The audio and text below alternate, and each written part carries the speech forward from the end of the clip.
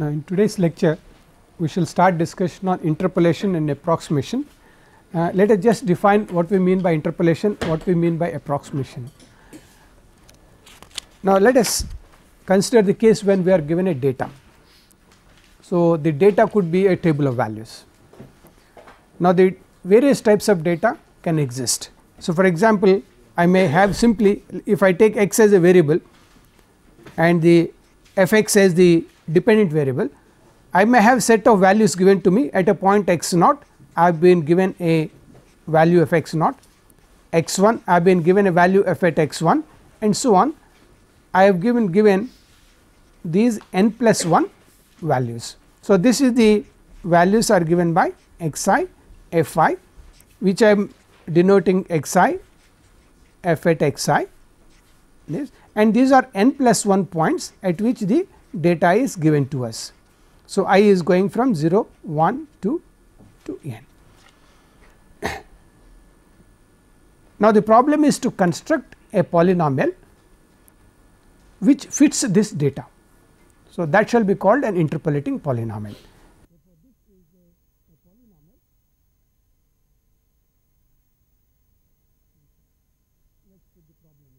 To construct a polynomial which fits the data, and this is called the interpolating polynomial.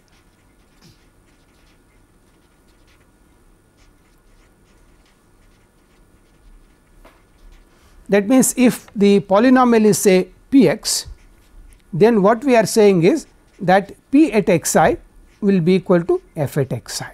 So, this is what we mean by saying by fitting this a polynomial to the given data at n plus 1 points. So, the if I substitute x is equal to x I, I would get back my value of x y. So, it exactly fits the given data.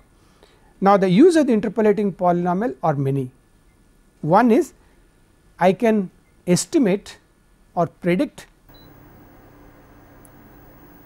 the value of the dependent variable at any intermediate point from here.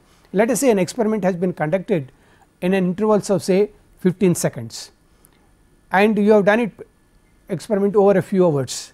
Now, you want to find out approximately what is the value of the dependent variable at a certain instant of time which is not one of these points. Then we will be able to predict the value of the dependent variable using the interpolating polynomial.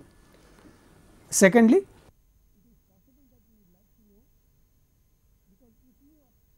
consider this as a point in a 2-dimensional plane. This is a point in 2-dimensional, a point in 2-dimensional plane. It will represent a curve in the 2-dimensional plane.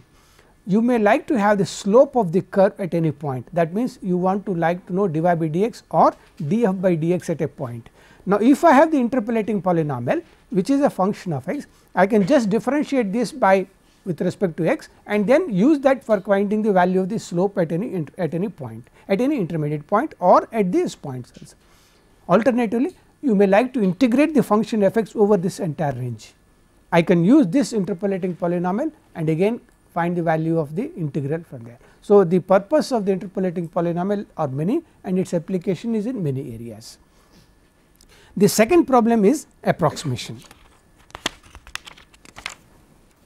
The problem of approximation is slightly different from interpolation. The problem of approximation is of two types. One type is that we have been given a function f x already. So, a continuous function is given. So, f x is given, f x is given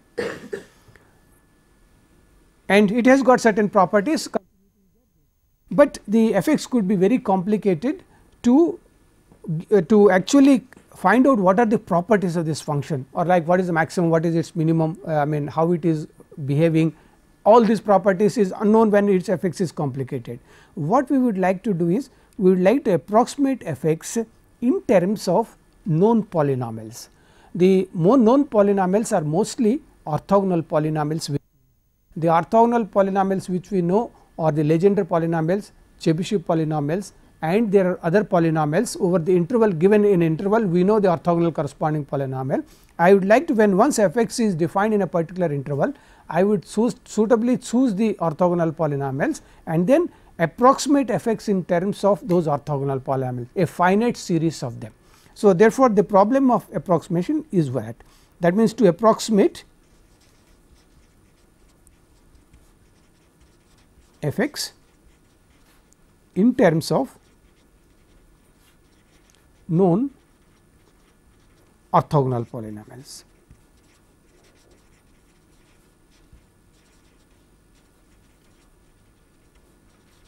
In terms of known orthogonal polynomials. Now, when once we approximate it, now since it is a known orthogonal polynomial, I know all the properties of orthogonal polynomials, and hence I can be able to describe the properties of f x using these polynomials. So that the properties of f x can be studied.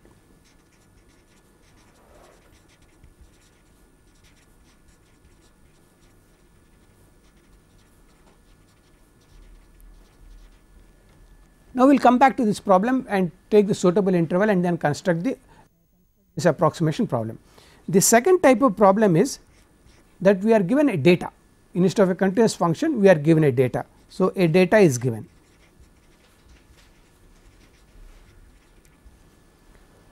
Now, this data represents a function f x, but we do not know that function f x, but I would like to write an approximation to the polynomial f x which may be representing this data. For example, in the interpolation we can construct a polynomial exactly which fits the data.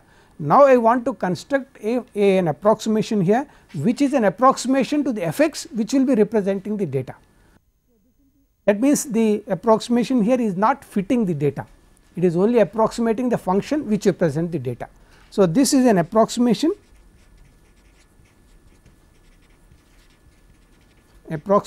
to the function which represents the data.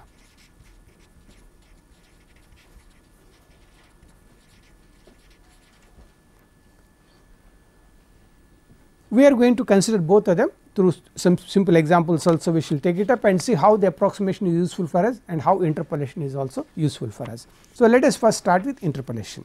So, let us define interpolation.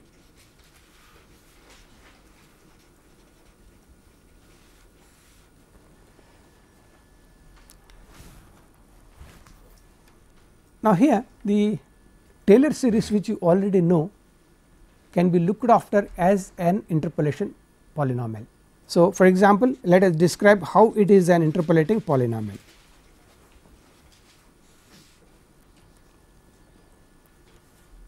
Now, we will take the given data as this. So, the given data is at x naught, f at x naught, f dash at x naught, so on, f n at x naught are prescribed.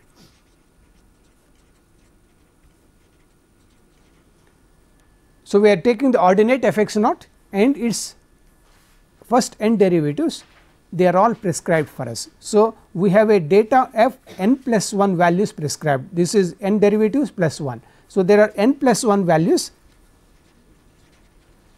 n plus values are given.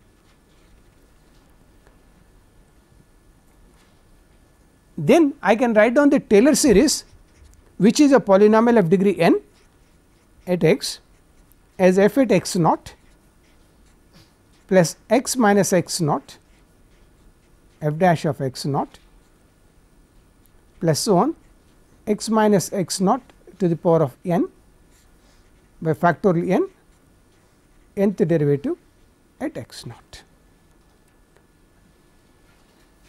plus of course r n x, we can write down the error also, plus r n x. R n x is the remainder, r n x is the remainder, or we will call it as error.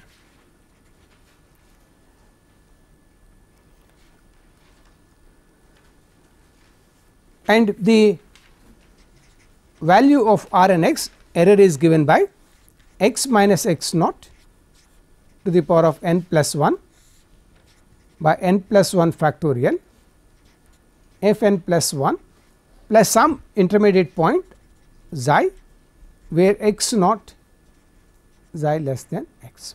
Xi is a point between x naught and x which we are considering. Now, this Taylor series can be taken as an interpolating polynomial, but interpolating this type of data. So, the values at x naught are given at n derivatives, and then we can write down this as an interpolating polynomial. In all the interpolating problems, the error plays a very important role.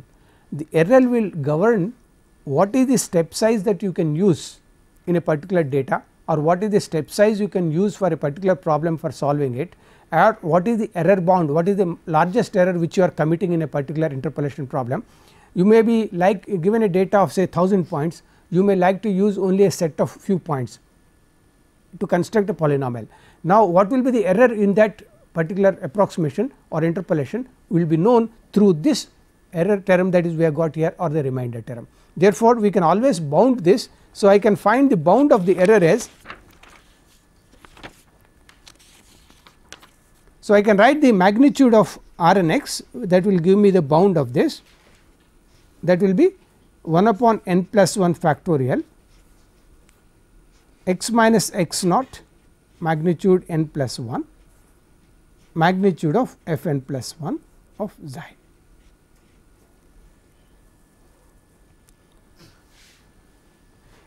Xi is a point which is unknown for us between x naught and x. Therefore, we shall replace this by its maximum value. So, then I can write down this as less than or equal to 1 upon n plus 1 factorial x minus x naught magnitude to the power of n plus 1, and this I will write this as m n plus 1, and m n plus 1 is maximum of x lying between given an interval x naught to some b that is given to us as f n plus 1 of x. Now, we propose to use the Taylor series starting from the point x naught to a point b. So, the maximum of f n plus 1th derivative over the interval x naught to x b shall be taken as the quantity that we want to use it here. So, m n plus 1 will be the quantity that we will be using here.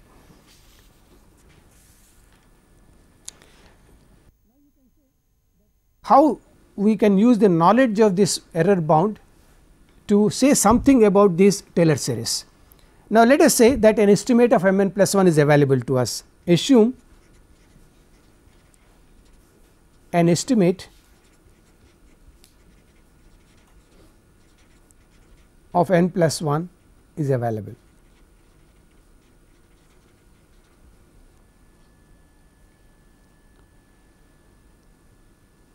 Now, a way of getting an estimate is, suppose you are asked to construct a 5 term Taylor series. So, let us suppose we are asked to construct a 5 term Taylor series. 5 term Taylor series means starting with this 1, 2, 3, 4, 5, that means up to 4th derivative. So, x minus x naught to the power of 4 factorial 4 f 4. Now, the remainder term will be of 5th derivative. So, what we do is to find an estimate of the required derivative of the 5th derivative. I will construct the Taylor series with one more non vanishing term, that means one more term that we want. We want 5 term series. So, I will construct the 6th term which is a non-zero, because there may be many zeros in between. So, I will have the next non-zero.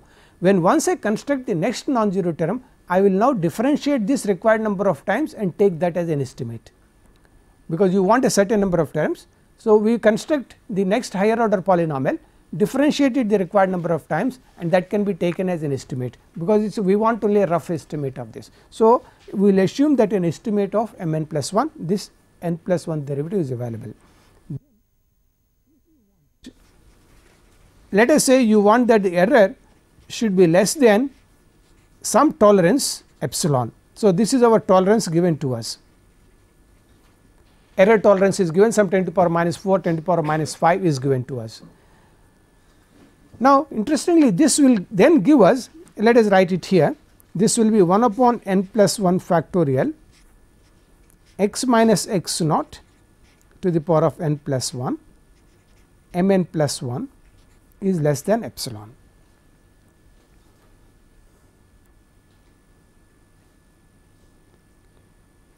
Now, here if the tolerance is given to us and the number of terms that you have in the Taylor series, that is n describes the number of terms in the Taylor series, n plus 1 is the, if you have got a Taylor series of order n, number of terms are n plus 1. So, when if n is given and epsilon is given, then I can find out up to which point I can use the Taylor series with that accuracy, because we want to use the Taylor series from x naught to certain point b. Now, when once we are given epsilon and n, I can now find out what is this distance, what is this value x minus x naught, that will give me how far I will be able to use the Taylor series with this accuracy. Therefore, you can say given n and epsilon, we can find x minus x naught, that is the interval in which the Taylor series holds.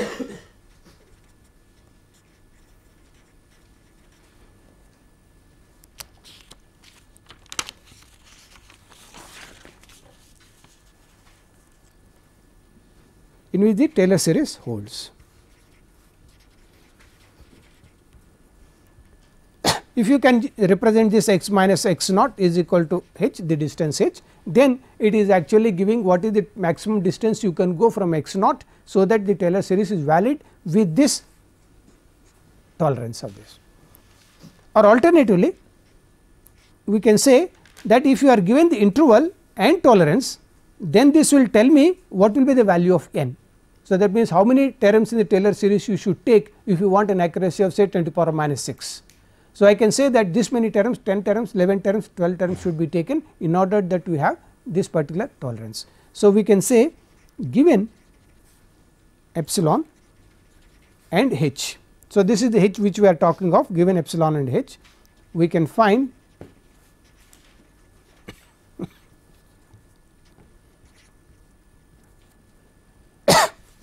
n. The n is number of terms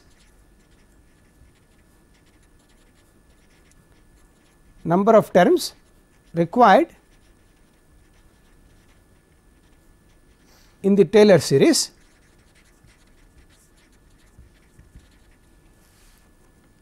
so that the accuracy epsilon is retained.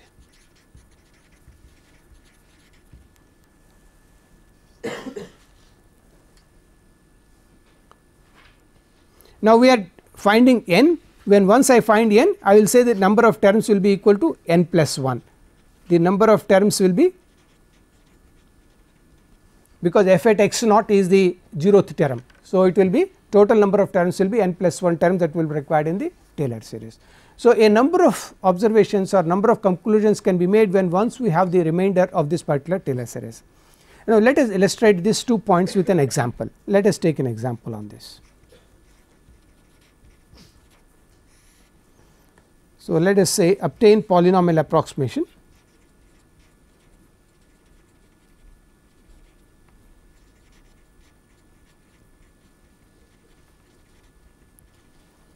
let us give the function to the given function. Let us take a simple function 1 minus x to the power of half over 0 1 by means of Taylor series.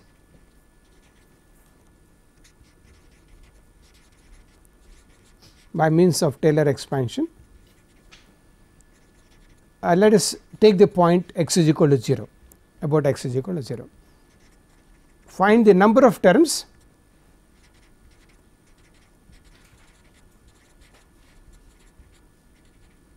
required in the expansion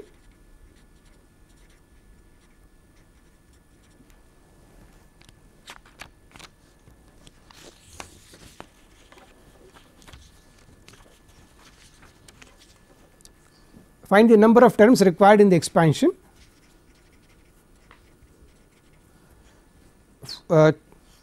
to obtain results,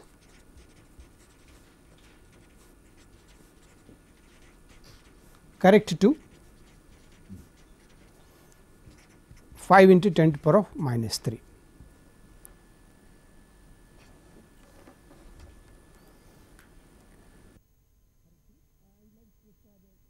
For 0 less than x less than half, less than or equal to half.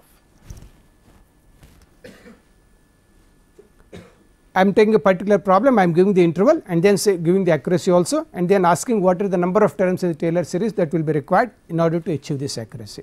So, the first part let us just do it, let us differentiate it and find out what are the values. We are given f x is equal to 1 minus x to the power of half. Therefore, f of 0 is equal to 1.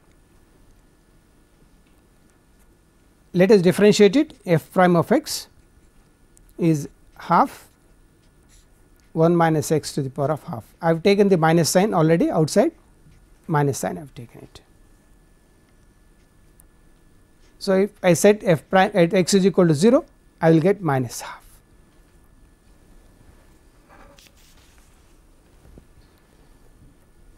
Let us write down the second derivative. So, this I will write it as 1 upon 2 up, therefore, this is plus and again a minus sign. So, I will have 1 upon 2 square 1 minus x to the power of 3 by 2. So, that second derivative is equal to minus 1 upon 2 square. Now, let us write down one more and then write down the series. Now, this is 3 by 2 with a negative sign. So, this is plus 3 by 2 cubed with a negative sign, that is 3 by, I will write 1 into 3 by 2 cubed 1 upon 1 minus x to the power of 5 by 2. So, that f triple dash 0 is equal to minus 3 by 2 cubed.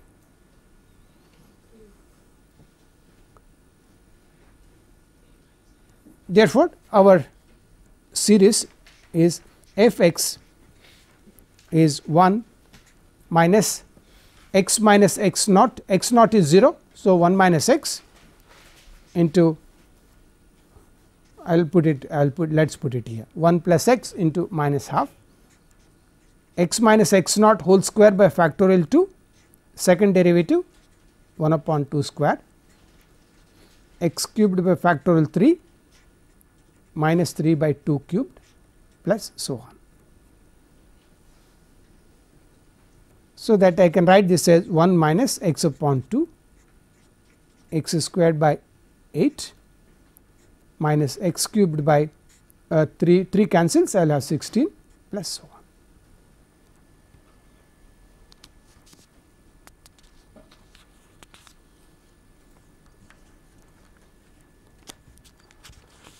Now, I need to find the nth derivative and I want to find the bound for this. So, I want to find r n x is less than or equal to 1 upon n plus 1 factorial x minus x naught, that is x to the power of n plus 1, and m n plus 1, that is maximum of the interval given to us is 0 half and I need n plus 1th derivative of x.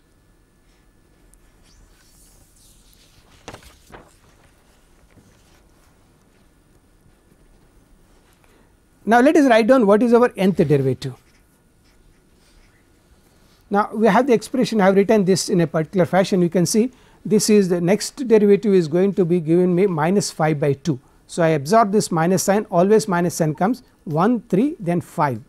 So, I will have the products in numerator as 1 3 5 7 9 and so on, because this is 5 by 2 7 by 2 9 by 2 and so on, and the denominator becomes 2 cube 2 to the power of 4 2 to the power of 5 and so on. Therefore, my nth derivative is with a negative sign 1 into 3 into 5 into 7 into 2n minus 1 2n minus 1. This is 2 to the power of n plus 1 1 minus x to the power of 2n plus 1 by 2. This is 3, this is 5 by 2. So, this will be 2 n minus 1 and this will be 2 n plus 1 by 2. This is our the f n plus 1, this will be f n plus 1.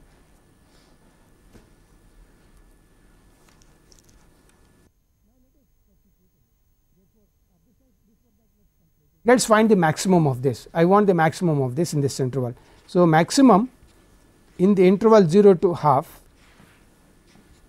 f n plus 1 of x is 1, 3, 5, so on 2 n minus 1 by 2 to the power of n plus 1. I need a minimum here, so that it will give the maximum of this. So, the minimum of this in 0 half will occur at half. I will have here 1 by 2 of this power, that is 2 to the power of 2 n plus 1 by 2.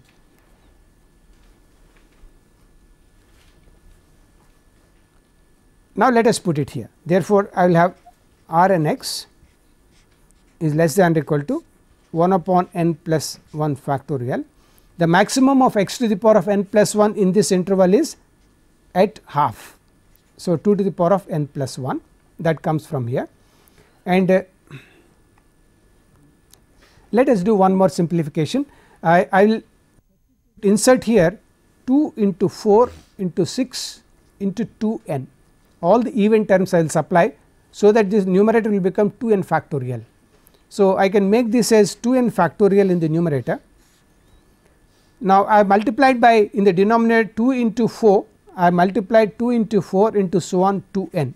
So, I will have this in the denominator here, but this is I can take 2 common here, each factor a 2 from here, 2 from here, 2 from here, 2 from here, that is n terms are there, 2 to the power of n, 1 into 3 into 3 n, that is n factorial. So, the denominator will be 2 to the power of n, n factorial,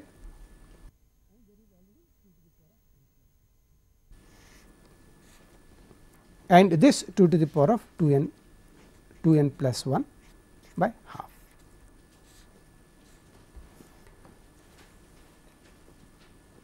And this should be less than, we are given the 5 into 10 to the power of minus 3, 5 into 10 to the power of minus 3.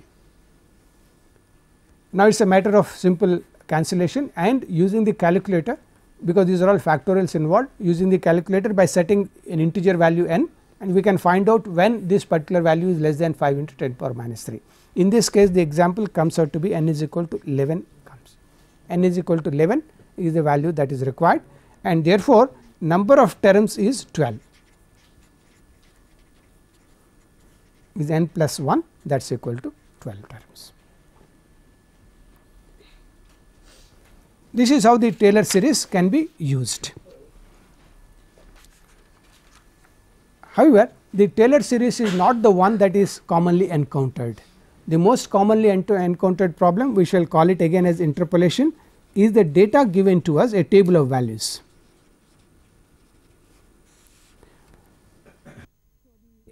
As I said, two types of problems are encountered.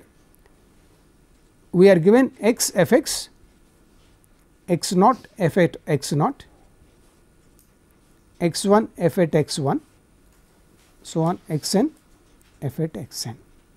Therefore, we are given n plus 1 data values. We could also call in the 2 dimensional plane this is a point. So, we can also say n plus 1 data points are given.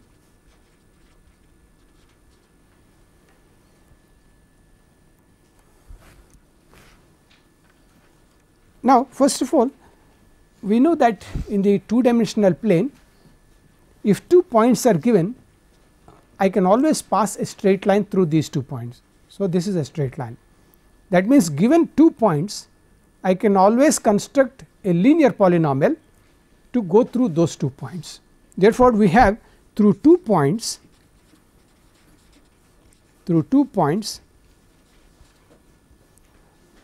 they are distinct points. These are n plus 1 data points, but let us make it clear they are all distinct points that we are considering. Through these 2 points, a straight line let us call it as P1x, polynomial of degree 1 x can be constructed.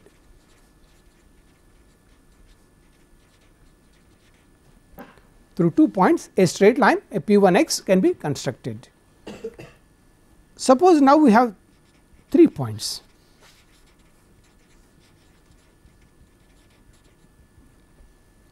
Now, if I have 3 distinct points, I can try to pass a parabola. These are the 3 points. I can try to pass a parabola through this. That means, a polynomial of degree 2 can be constructed, even though there may be a degenerate case in which all the 3 points may lie on this on a straight line. Therefore, through 3 points, a polynomial of degree less than or equal to 2 can always be constructed. The degenerate case is a straight line, otherwise we will have as a second degree polynomial, that is a parabola. That means, a polynomial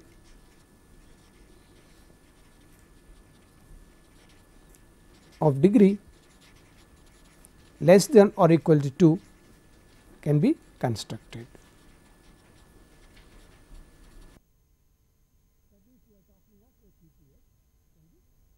We can construct a polynomial of degree 2 like this, which is of course a parabola, which is a parabola in 2 dimensions.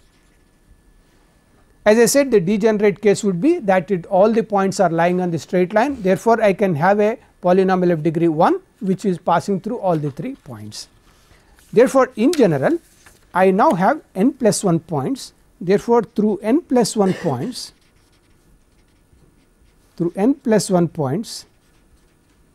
a polynomial of degree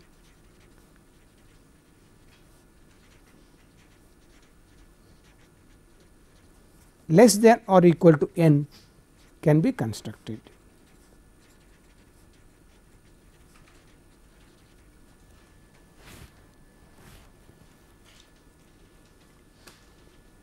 Now, the existence of this can be proved mathematically also. Let us suppose this is our P n x is a polynomial of degree n, which is given by a naught, a 1 x, a 2 x squared, so on a n x n. Let us suppose this is our polynomial.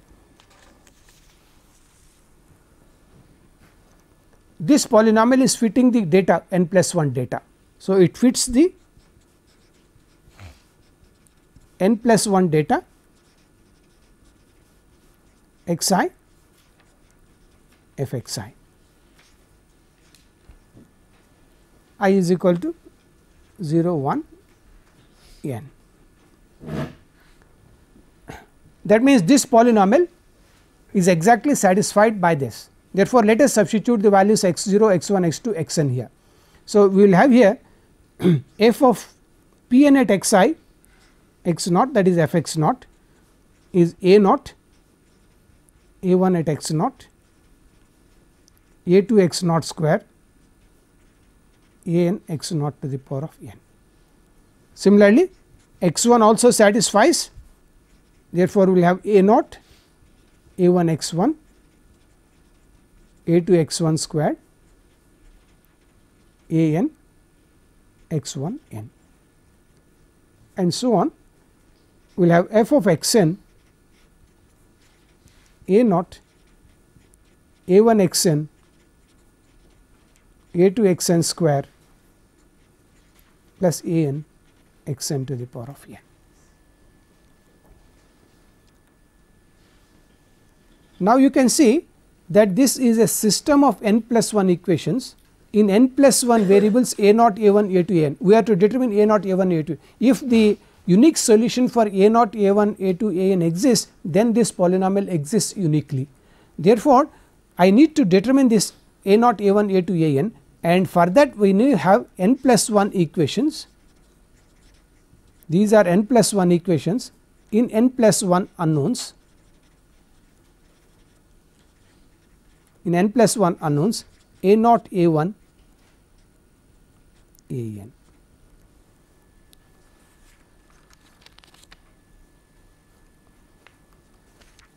Now, the condition for the existence of this will be the determinant of this coefficient should not be equal to 0, then the solution exists. So, the condition for this is, therefore,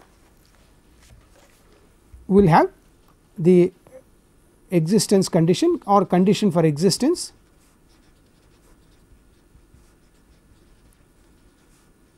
of non-trivial solution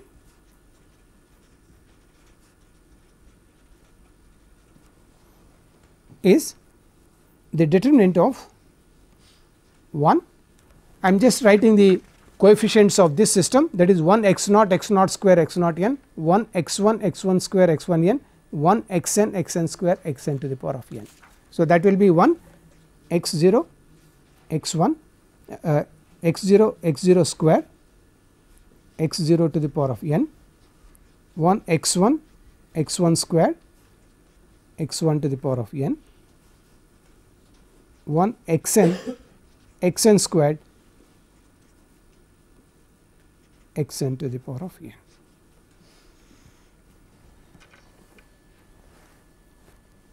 This determinant has a name, it is called Vandermonde's determinant. It is called the Vandermonde determinant.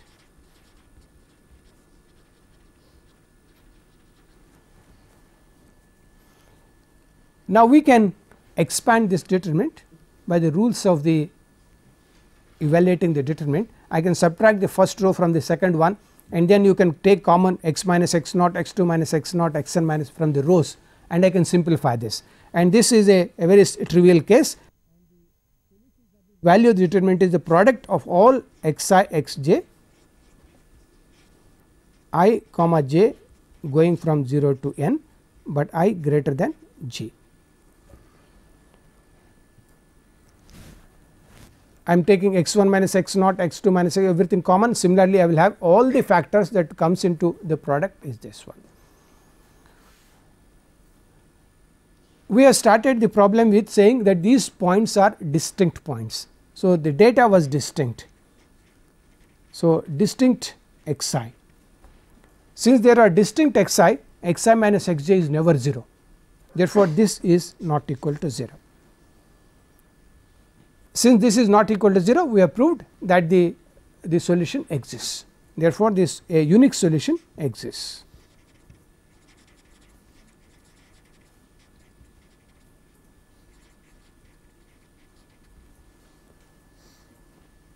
Therefore, we have now determined that this polynomial can be determined uniquely, but I would now like to show that the polynomial is unique. We have now shown the solution for a naught, a1, a2, an exists and it is unique. But I want to show that this polynomial also there cannot be more than one polynomial which can fit the given data. So, the polynomial is also a unique polynomial. The interpolating polynomial is unique. Interpolating polynomial p n x is unique.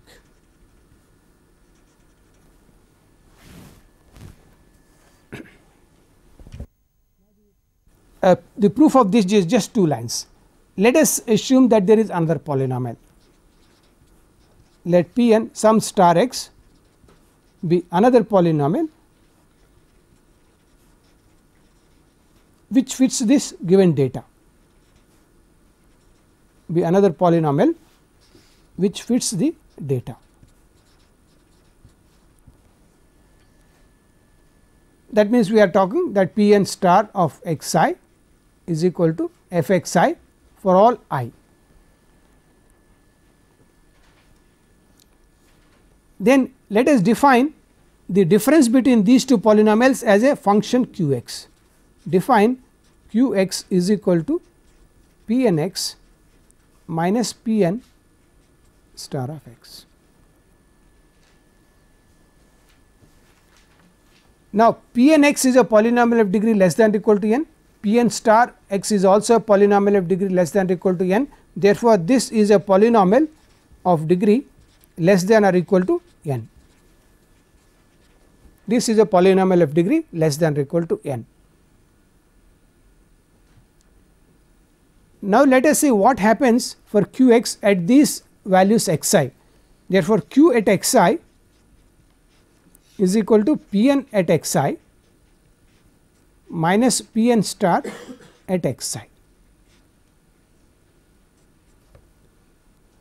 Both the polynomials are fitting the data data, therefore, this is f x I, this is also f x I, therefore, this is equal to 0 for I is equal to 0 1 to n. Now, you observe that qx is now vanishing at n plus 1 points. Therefore, qx has got n plus 1 roots or n plus 1 zeros. Therefore, qx has n plus 1 zeros, but qx is a polynomial of degree less than or equal to n only. Therefore, the only possibility is that qx is trivially 0 or identically 0. Therefore, qx has n plus 1 zeros at xi.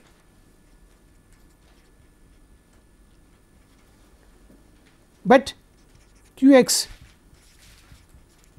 is a polynomial of degree less than or equal to n, and it is having more number of zeros. Therefore, the only possibility is that qx is identically equal to 0,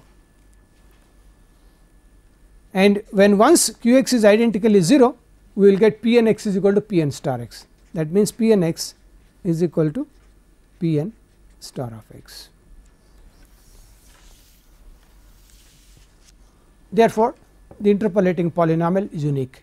In other words, what we want to state here is that we will see it later on also, we shall be constructing the polynomial using different methods or different ways. The form of the interpolating polynomial can be different, but when once you simplify the whole thing and bring it to the form, the both will be identical. Therefore, we cannot have two interpolating polynomials for fitting a data, but all of them will be the same, but the form in which you write down the polynomial would be different. I mean, one may write it in a ratio form, which when simplified and this, or you write down in a different form, in a product form, it will be in a different form, but all of them would be identically same when you bring out everything into the expanded form and write it. Therefore, in that sense, interpolating polynomial is unique. Let us now construct the interpolating polynomial. The most fundamental interpolating polynomial is called the Lagrange interpolating polynomial.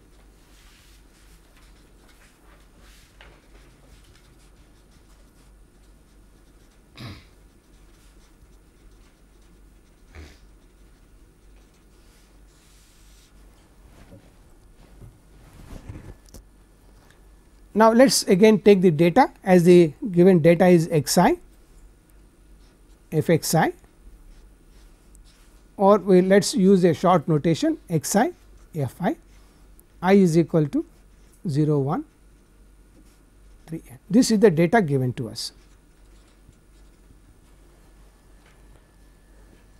Now, if I want to construct a polynomial that fits this data, this polynomial must be a combination of fi.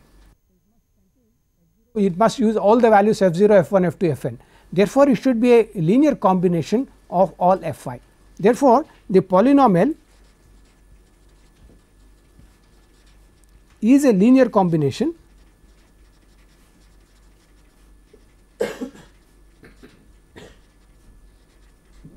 of fi.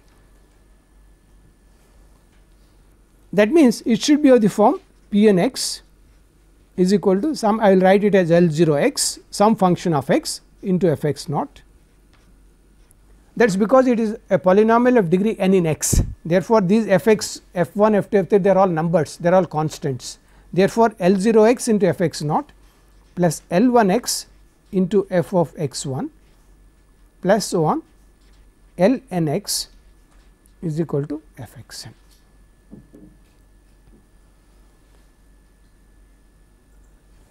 Now, as I said, this is a polynomial. What we want here is a polynomial of degree less than or equal to n. f x naught, f x1, f x n they are all numbers. Since these are all numbers, the only possibility is that L0 x, L1 x, Ln x all these must be also be polynomials of degree n, polynomials of degree n. Now, the less than or equal to n we shall not put it here, it is n. If it is less than n, when you simplify this fx0, fx1, fxn, they are all numbers. When you simplify, automatically the leading terms would cancel and it will agree with the left hand side. Therefore, these L0, L1, Lnx must be polynomials of degree n in order that the given data can be represented by an nth degree polynomial. But if this is the polynomial, this is fitting this data. So, let us just satisfy, that is Pn of x naught must be equal to fx0, but this is equal to L0 x0 fx0, L1 x0 fx1 plus so on Ln x0 fxn.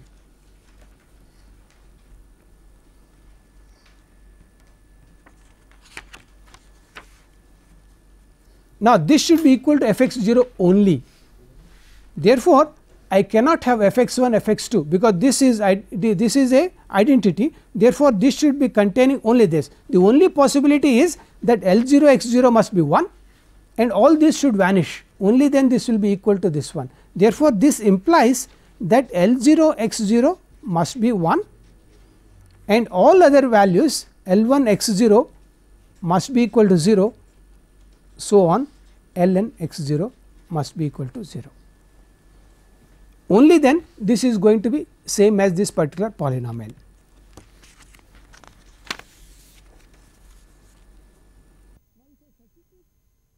Let us do one more and generalize it.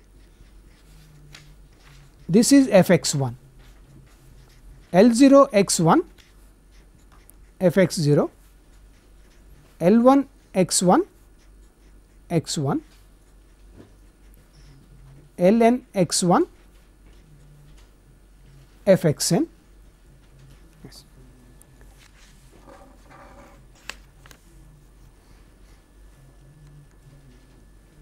Now, if this is to be again to be equal, fx1 is here, fx1 is here, the only possibility is L1 x1 must be 1 and the remaining all else should be 0. So, this would imply that L1 x1 must be equal to 1, L0 x1 is equal to 0 and this is L2 x1 is equal to 0, so on Ln x1 must be 0.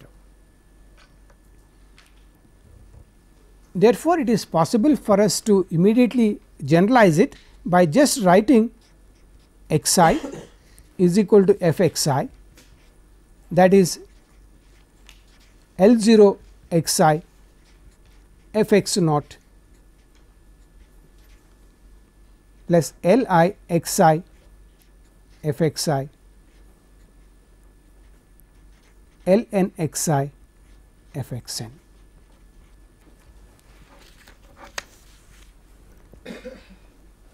Now, I can generalize from here that this Li xi will be 1 and all the remaining will be 0. Therefore, I would get the result that Li xj is equal to 0 for I not equal to j, this is equal to 1 for I is equal to j.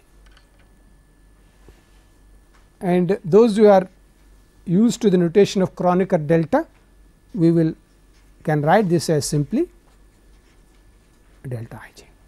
So, this is the Kronecker delta, this is the definition of this is that it is equal to 0 when I not equal to j and when it is will be equal to 1 when y is equal to j. Therefore, all these polynomials they should satisfy this, and these polynomials are called the Lagrange fundamental polynomials. Lagrange fundamental polynomials. We shall actually construct the form of this Lagrange fundamental polynomial using this idea from here, and we will be able to construct the Lagrange interpolating polynomial from there. I think we should stop from this.